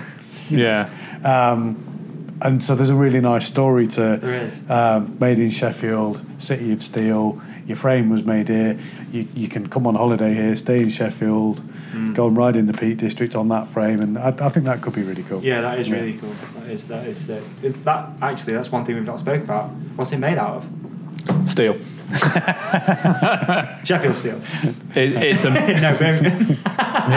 it's a mixture of Reynolds 853 for the front triangle. Right. And Reynolds are aware of this, and if they do listen, they won't mind me saying Reynolds chainstays are awful. Right. No, they struggle to do as much shaping as Dada, who are one of the Italian tube manufacturers. They've got some chain and seat stays that are just they're the right shape in terms of when you look at a drawing, it goes where it needs to. Aesthetically, they look good. They're the right material. They've got the right wall thicknesses. They do the job. Reynolds don't currently offer something for that. I was down there 6 weeks ago or so, They are working on it. I was giving feedback. There is a chance that one of the changes, it depends on Reynolds' own development on it, one of the potential changes to the frames could be the chains and seat stays go to being Reynolds 631. Right. Which I am quite keen to do, but I'm not going to do it if it compromises the frame. You know, I'm not going to accept worse clearances so that they're UK made. Tubes, So in essence, you've picked the creme de la creme from everywhere. Yeah. Made it in the best city in the world, and then here we are. Yeah. Okay. Builds then. I guess that's one of the final things to talk about. And that's size department. Okay, moving over to the build department. Kind of. We wanted different levels of stuff. Having gone through various different preferences at the shop, we've kind of cherry-picked what we like. We're going to have 3 different build kits based around SRAM NX Eagle, SRAM GX Eagle, SRAM X01 Eagle. And we've pre-ordered some small batches to get a slightly better pricing on that, to be able to get a price that we're happy with. And the build kits, you know, they match in with that. But because of how small we are and that we're part of a shop, we can do that whole custom thing as well. So when the website goes live with these bikes, it will have fork upgrade options, for example. So nothing is really set in stone. So RockShox Revelation on the NX build. Travel wise. So 140 on the, well, it's up to, and we can also play around with that. 140 on the 650 and 130, am I right, on the 29? Yep. Yeah. Right. And then, because we're not a shop who are wholly, you know, wedded to one fork brand, we'll pretty much offer anything. If people want to pick a RockShox, pick a Fox, pick a Cane Creek, we'll have a chat. We've just taken on DT Swiss's new fork. We've got a demo fork for that. And we've also got enough within the shop that we can juggle stuff around on the demo bike. So it won't just be that the demo bike is as it is. Right. It'll be that, you know, we can make those tweaks. Fox 36 or can we give it a try? Yeah. We can usually make it work. Yeah. That's cool, isn't it? And so the first 2 bikes are going to be based on the GX build, with some one with the RockShox fork. Matt's going to have a helm, so the Cane Creek fork. But again, we'll juggle them around. That's cool. The idea is that they're kind of set builds to give people an idea, so they're not set in stone. You know, if someone wants to just order it as it comes, then fine. You know, then it's there. They know what they're getting. But if someone looks at it and says, "Oh, I'd rather have those, you know, I'd rather have 8 brakes on it, I'd rather have whatever," they can just get in touch. And because certainly initially every bike's going to be built to order anyway. We're not going to go, no, we've already assembled it out of a box. It's going to be quite tweaked. Exactly. We just pick a different thing from the shop instead. You know, so we're going to be very flexible on that. That's cool, real cool. I guess then, before we do a few listener questions, price wise, like what we're looking at price wise. So NX build. Got it on your phone. Oh, you didn't see me with Google, like trying to log in with the wrong account of Google and find what we'd named the spreadsheet. 2,400 on an NX build, 2,900 on a GX build, and 3,600 on an X01 build. Okay. But that's based on those standard build kits, which we'll have full details on the site of. And frame only as well. And frame only as well. Yeah. And that'll be roughly 900. 900 quid. But as that, you'll get as well. Yeah, you'll get a T-shirt. The owners only head badge T-shirt, which is size modelling. That's cool. So the only way you can get one of them printed in Sheffield. is by printed in my utility room, no less. You'll get these really cheap, nasty mud guards and top caps that we get from this dodgy geezer as well. So there'll be 18Bikes top cap and mud guard and T-shirt with every frame. And you also talk about maybe letting people come and have a look around as well. Buy one. That's pretty like, we'll start doing factory tours, and I can stand there and I can do it all just by spinning on the spot. That I think Hope do really well. And it was a real eye-opener for me, even knowing that they make stuff, to go and have a look around. For sure. But dealers aspire to go there as well, right? Like totally. Dealers really aspire to, you know, they take a day off work, which is hard to get people to do. Like, and they'll go and have a look around Hope. So that's we're not saying we're at Hope scale, but it's quite a cool thing that they can, particularly with their bike, they can show a customer around and you can see where all of those bits are done. Yeah, pick it up from here. We can make that work, definitely. We can go up to Greno for a ride after. Yeah, we're not that far. Really, not that far, are we? From the world famous Grenoside Woods. Nope. Yeah. No. Awesome. Should we tackle a few listener questions? Yeah. All right. 1 sec. I'm going to pause real quick. Piss break over. Back in the room. Okay. So, pretty cool actually. This was actually sick because I didn't say who was coming on. I just asked for listener questions. And we got probably the most ever, I think. Oh, wow. Yeah, crazy. Because it wasn't crazy targeted. amounts. Right. Because it's not. Excuse me. Are they all just like random? Like, what are you wearing? Yeah. What's your favourite cheese? Stuff like that. But no, there was actually like some good questions, and I think people love to geek out a little bit on frame building and stuff like that. So it's rad. Okay, so we'll do the first one. There is a few silly ones. I'm not going to lie, but we'll do the first one. Matt.Figini on Instagram. Can you make me a custom one? Yeah. Yes. Perfect. First listener question done. That was easy. Elliot Glynn MTB. Question for both of you. Is 26 dead? No.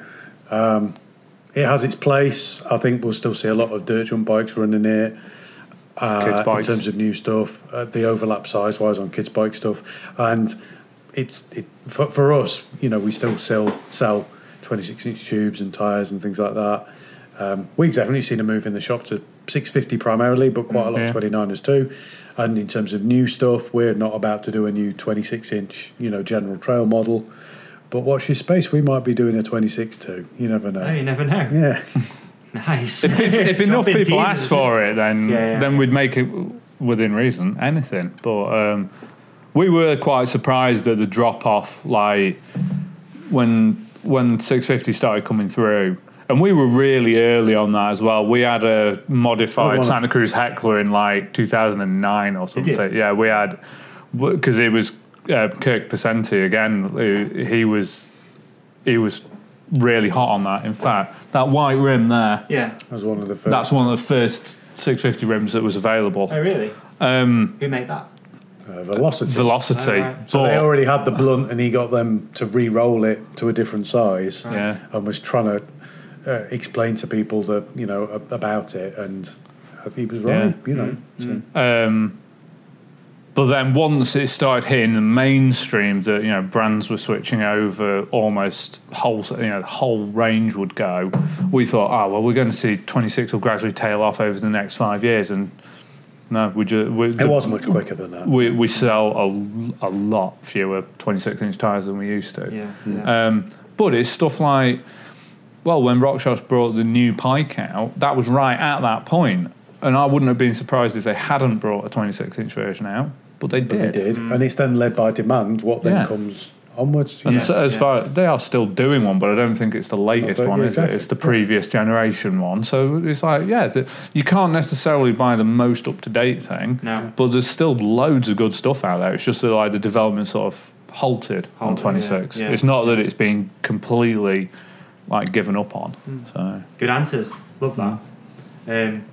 Okay, next one. B Killsby on Instagram. What do you see in the foreseeable future as the next big thing to make an impact in MTB? I know what I thought. Well, go on then, because I've got no idea. E-bike, for sure. Yeah, e-bike's getting better and better. Yeah. And coming more to the masses, and the UK actually realising what it can be. Yeah. But I don't know. I rode a road e-bike, which up until I rode one, I laughed at. Because I was like, why on earth? He's ordered one. I can't, honestly, they're amazing. Like, I couldn't even figure out why anyone would even bother. But then when someone, you try it, when you ride one and someone says to you, look where the shop is, we're in the middle of the Welsh valleys, everywhere's uphill. You could go out and do a 20-mile ride and be knackered, or you can go out and do a 60, 70-mile ride on this thing. And be just the same level of knackered. And then you've had a longer ride, probably, and you've seen more stuff. It's just different, rather than I don't understand the hate on it. No, quite. I think, particularly for people who've not tried something, but it'll come. You look at Europe; they're well ahead of us. So, yeah, in so many ways. Yeah. Okay. Yeah. This is good. Daniel Blight on Instagram. Where do you get your ideas from? Oh, going deep into the creativity bucket. If we're talking specifically frames that kind of, all over the place, it is. I don't think like you said, of picking details of all sorts of things over the years. There's loads of different frame brands where I've thought that's a nice thing. Very few people can claim to have invented a particular way of doing something or a feature or whatever. Because there's all sorts of stuff. We've got that book somewhere, haven't we, of 100 years of bicycle design, and there's suspension forks in that and disc brakes and going way back. It's nobody's inventing things. I don't think there are any really new ideas. No. Just from other people you borrow off. I don't think, the other but I don't think it's out necessarily there. a conscious thing, is it? Sometimes it will just come. So. Yeah, definitely. Yeah. Epiphanies when I'm in the bath.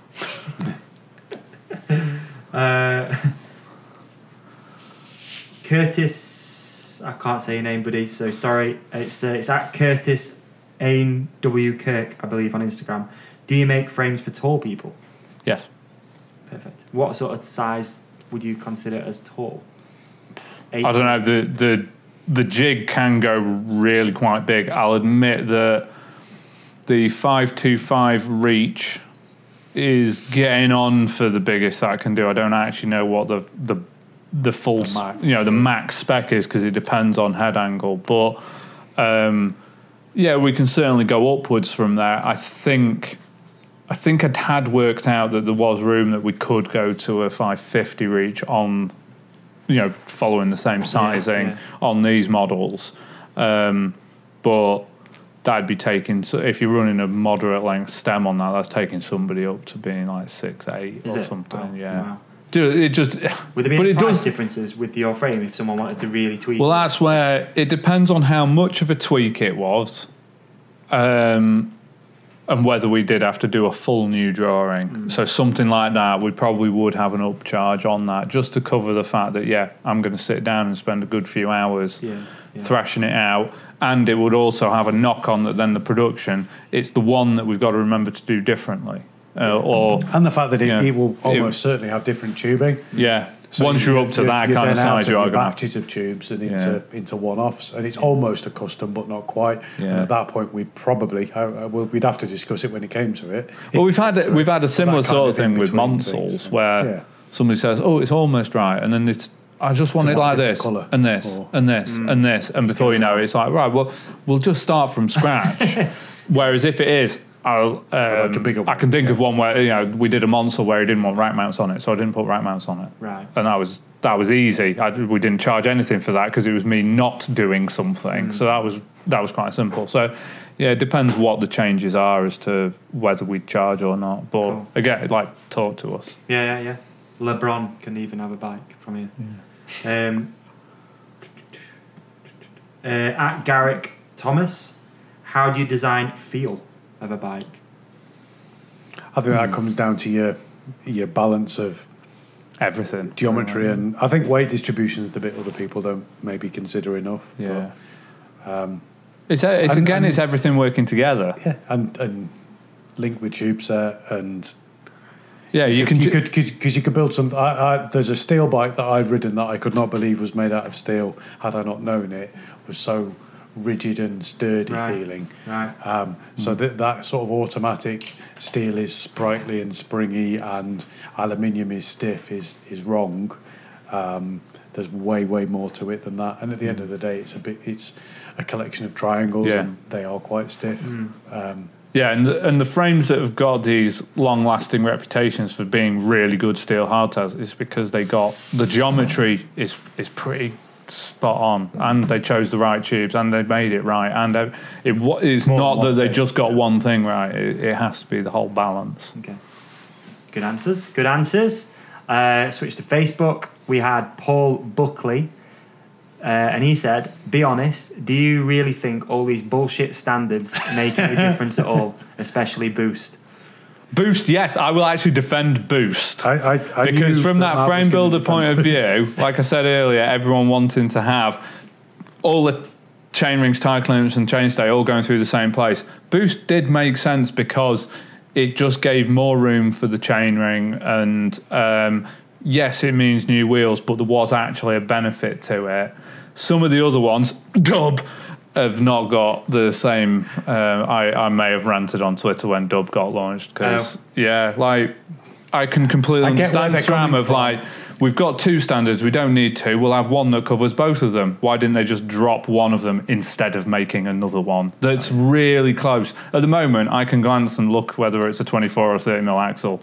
I can't see a 29 mil axle compared to a 30, so that's going to cause us headaches going forward for a short period. Then yes, SRAM are right that we will ultimately end up with one. So as much as like customers think it's a headache for them, they should spend a day. Matt got really excited by Boost when he suddenly got, and it's only mere millimeters, but he suddenly got that bit more room to play with stuff. Right. That genuinely does make it easier. That whole conversation of trying to fit a tyre and a chainstay and a chainring in kind of in the same place, it does make a difference. Okay. And I understand where customers, and it's a complete pain for the shop. I do wish that we could settle on actual standards for a few things and only do a few. Brake pads is the one that drives me nuts. Well, you'll know it in brake pads. Yes, yeah. Let's have a standardised brake pad, please. Well, just pick like 5 designs, that'll do. Mech hangers is the other one. Yeah, it's true. Mech hangers and brake pads. There could be 5, maybe let's push the bar out, 10 different designs that everyone just agrees they're the ones we're going to use. And then that's it. But you can also look at the flip side that you try and do something with a car, and if you can't find the wing mirror, you can't find a wing mirror. You can't just bolt on any. Yeah, imagine if you tried to put like the different engine into a rare Japanese car from the 90s. Who'd do that? Who'd do that, yeah. Shoehorn it in. I can't remember what we've got. I believe we've got 70-something different brake pads. Yeah, that sounds about right. In organic and standard, it's just wild. It's too many. It's too many by a massive number. Okay, I've not pre-read this one, so bear with me. Actually, we do the one first. So, Facebook, Sean Ballard. In your opinion, what's the next big step for mountain bikes? Geometry, materials, components, etc. I don't know. I think we've already had like a bit of a push on geometry that everyone started thinking about it again, and we've taken another step further away from road. I hope it's a sizing thing. I think we're seeing a few brands moving away from bikes that get taller and longer at the same time. Mountain bikes, anyway, that get taller and longer at the same time, and are more about length and advising people that way, and giving people the explanation of choice on sizing rather than just you're this height, you ride that. Yeah. It's more you're this height, you could ride either of these, and here's the reasons why they're different. I hope we move that way. That's what I'd like to see. Okay. Next one. I think we've pretty much answered this one. Tried to just quickly skim read it. Scott Ingram on Facebook. Do you feel you have to build... Start again. Do you feel you have to build, quotes, on-trend geometry numbers to sell frames? Or do they build to the geometry they believe in? So, kind of established. I think you... We've tested trends, and Matt particularly pushed it too far. I would say it's too far in order to test that and then come back from there. But I still maintain that there are people that what we consider too far would be fine, and probably the other way. And you've not got to go back that far to what we would now consider conservative. Was radical, and we have customers bring older bikes in, like we had that. We had a Santa Cruz Bullet in a while ago, and next to a Nomad, it just looks bizarre. Yeah. It looks like the wheels are next to each other, and you're sat right up on top of it, and it just looks alien. But at that time, that was the cutting edge, and it does change. So I think it's one of the things where you have to be very careful. Like at the moment, the geometry that we've done is what we think is right. That doesn't mean that in 2 years' time we might not change it. Certain brands that have said we'll never do a 29er and then had to go back on it. Yeah, for sure. I've seen that in the downhill race. Like it's crazy. Yeah, exactly. Crazy. Yeah. Riders, Loic, who I know listens, who's like, Right. his anti-29er rant on the podcast was so funny. Yeah. Then fast forward a year. Oh, And he's- it's amazing. That might be one I've Hilarious, missed. man, But it's so see, funny. I'd never get quite so. This is right. This is wrong. I'm still very much. This is right for me. Yeah. That might be right for you. The same might Yeah. be right. We might have different opinions, and it's just opinions. Like, we're really lucky. We've got choice. I think Yeah. it's cool. Yeah. I wouldn't be down the line. That's the only thing. And again, if someone looks at our geometry and says that's too radical or not radical enough, fine. Maybe we're just not Put the right. money where your mouth is, and we'll make whatever you want. That's true, yeah. That I can't read the numbers on that dial. What does that head angle go from, Si? Here, 80. 80 to 60. 80 to 60. There you go. We're okay there. Going up. Yeah. We can do whatever you want. Next one, Facebook again. Carl Emil Barker. Brown sauce or ketchup? Depends, surely. I remember us having a conveation about this. So I was because argument. I had brown sauce on a bacon butty. He was like, "It's like liquid pickle," and I went, "Yeah, it's like liquid pickle." I was like, "How's that a bad thing?" I'm a red sauce pretty much, but that's me eating it. I'm Yeah. not going to tell you what to Again, eat. yeah. It's fine. I made my own Hendo's ketchup. That's Yeah, to be awesome. fair, that is awesome. And that's like, it's a ketchup. It's predominantly tomato, but it's quite brown, isn't it? Really, Right. it's not. It's Okay. like a middle ground, and it's got a little bit of a I chili do kick like, to it as well. like if you've got sausage and mash, OK sauce is great. It's okay. No, it's way better than OK. Next one, I've only got a couple more. Mark Wilson on Facebook. Who? Incidentally, my business partner. What's your favourite tune to braise to? I'm guessing that's aimed at Matt. on this one. Oh, see that the guys next door probably attest. I listen to a right old mixture. I don't know. Braising, it doesn't seem to matter what I'm listening to. If I'm welding, it has to be something a bit chilled. I was going to say, you don't want to be too fast and like get out of Hatebreed or get out of sync or something. It tends to be a mixture of hip hop and funk and soul, like normally up here. But like, was it Christina Aguilera when you turned up? Yeah, it was. Yeah, it was. Yeah. Even. Yeah, so yeah, it can. I thought it was your radio. Is that your? No, that was my laptop. Yeah. Yeah. Yeah, I'll go anywhere. Funny. What else we got? What? Oh, Mark Wilson, another one. What welding set do you use? It's a Miller middle Dynasty 200 DX. DX. It's Sorry. the DX. Yeah. Nice. Which is it's kind of an industry standard of like that loads of people use them for bike welding. So Okay. Although I still think it looks a bit like a sewing machine. It It's does. that kind of size and handle on the top. it doesn't look like you think a welder should be a big machine, and it is. Yeah, like a sewing machine sized box with yeah. some dials on the front. Yeah, it's like I say, I'm not very. It's that. I see it. I'm just like Yeah. you imagine a welder being quite a big industrial sized piece of equipment. But And it's that. Not for thin wall, bike tubes. Yeah. If we were welding pipes and girders and stuff like that, it'd be a different story. That's pretty much it, dudes. Cool. Thank you. Amazing. I guess we always like to end these things with: is there anyone else that we've missed, or is there anyone you'd like to thank? Yep. Where can people find out more? Steely's Real Demo, let's plug that a little bit. Absolutely. So I'll hand over to you guys to thank anyone that you need to thank. My main one is I'd like to say thank you to the guys at Tado, Mike and Katie, who've done plenty of design work, T-shirts, our head badge, Look at the frames as well. the graphics for the frame. So funnily, I was just chatting with Mike on email. So big thanks to those guys. We owe them. Funnily enough, we're doing a little bit of work on one of their cars to try and get that sorted. So there's exchange of skills, shall we say, and I think it works out well. But it's worked in our favour so far. I feel that we're in debt. So yeah, big thanks to those guys. You can find us basically as 18Bikes. We're at 18Bikes, so 18Bikes on Twitter and Instagram. Where'd the name come from? We're named after one of my drum teacher's daughter's Rally 18 Bikes, which is a little kid's bike. Lots of people's nans had a Rally 20, which is a shopping bike with 20-inch wheels, and the 18 is the little kid's version of it. Right. And we had it in the garage of our parents.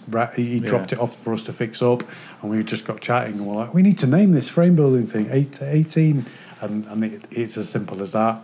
It's worked in our favour because folk rarely forget it. Yeah. It's a little bit more unusual than like Bowns Bikes or Hope Bike Shop or that. Bikes.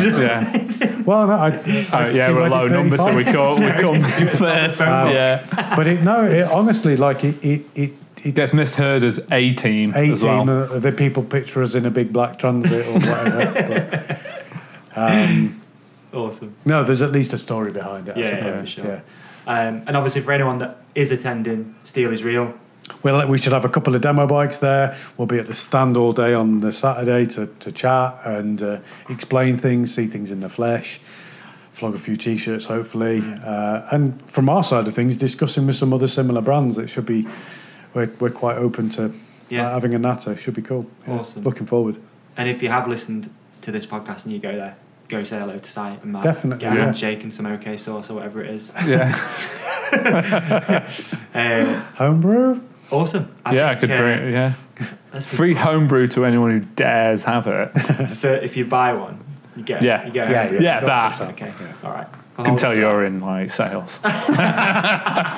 Take a pallet. Rad. All right, dudes. Well, thank you so much for doing this. Really appreciate it. Thank you for having us. Yeah, thank you. Anytime, and catch up soon. Cheers, David. Cheers. Ta-ra. Done. It's a wrap. Thank you, Mum. You're welcome. And there you have it, folks. Episode number 58 is in the bag. Hopefully you guys enjoyed listening. I know it's a little bit of a battle with the sound, but you know, a lot of different things, a lot of different variables going on, and hopefully it was listenable. I think it was. If you have enjoyed listening, please head over to iTunes, leave a little review. If you go into the Steel is Real demo, which is this coming weekend, depending on when you listen to this, I believe it's the 6th of October, then go shake some hands with Si and Matt and say hello and tell them that you listened. That would be ever so nice if you could do that. And don't forget to follow us on social media at the HKT Podcast on Instagram, Facebook. We've got a closed Facebook group as well called the HKT Podcast Listeners. So come into there. Come and say hello. There's a bunch of like-minded people in there who just want to organise bike rides and hang out and chat shit. So it's good. And that is about it, guys. Have a great rest of your week. Huge thanks to SAXX, 35Bikes for supporting the podcast. And that is a wrap. Peace out.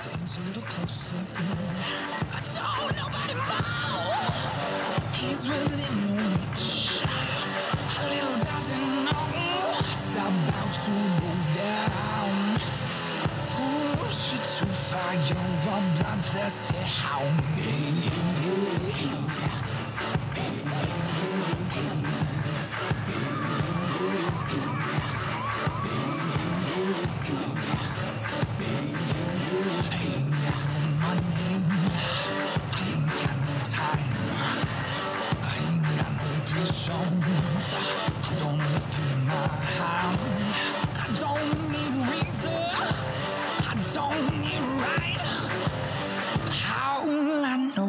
I'm gonna kill ya tonight.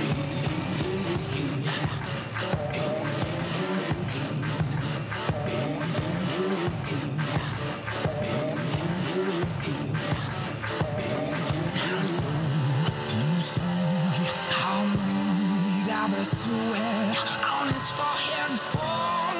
You're gonna live so bad. Setting foot in this young place. Now you're rapping and tell all around us. Oh,